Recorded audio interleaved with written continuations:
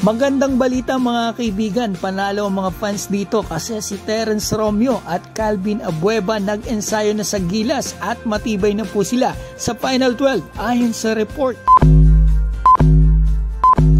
Nag-ensayo na mga kaibigan ang Gilas Pilipinas dito sa PhilSports Arena ngayong araw, September 11, Monday.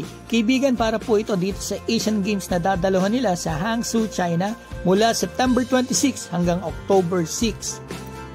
16 na team kaibigan na maglalaban dito at ang Pilipinas nasa Group C kung saan makakalaban po nila ang bansang Jordan. Nandito si Ronde Hollis Jefferson na grabe ang pinakita sa World Cup. Nandito rin ang bansang Thailand na may Tyler Lam at ang Bahrain na may Wayne Chisim. So ito mga kaibigan, yung mga players na nag-ensayo, ito kaibigan na 13 players po sila. Pero yung isa, si Roger Pugoy, ay naka-street clothes lamang, so hindi siya nakapag-ensayo. So 12 players lang po talaga ang nakapag-practice ngayong araw. Nakakatuwa talaga mga kaibigan na makita natin o makita nung makita ko ito na may Terence Romeo dito at Calvin Abueva sa ensayo. Kasi matagal ko na itong inihintay mga kaibigan. At ito, lumabas na nga. Maraming salamat po sa mga namumuno. So ito mga kaibigan na yung si Terence Romeo po sa FIBA, kung titingnan natin yung stats niya, ito po. So siya po pala ang ating top local scorer sa ating mga international games before. So ito mga kaibigan, ng 2017, grabe po ang pinakita niya dito sa FIBA Asia Cup sa Lebanon. Imagine, 17.8 points, 1.7 rebound and 3 assists. In 6 games mga kaibigan na. At malalakas po ang nakalaban nila dyan. Jordan, Lebanon, Korea at China.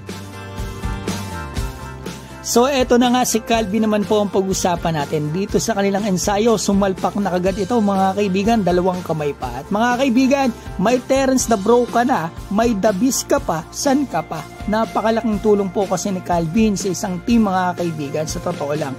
Napakasarap kakampi nito at napakahirap namang kalaban.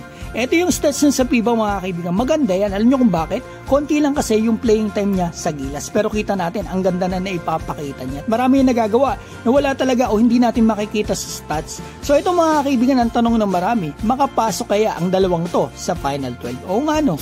Ito mga kaibigan huwag po kayong mag-alala kasi mukhang matibay na sila sa Final 12 base sa sinabi po ni Coach Tim Cone na inilabas ng Spin.ph. Maraming salamat po. Etong sinabi niya dito mga kaibigan, dahil wala pang official announcement si Tim Cone about dito sa Final 12, Cone had indicated that the players who would show up on Monday's practice would be part of the final roster.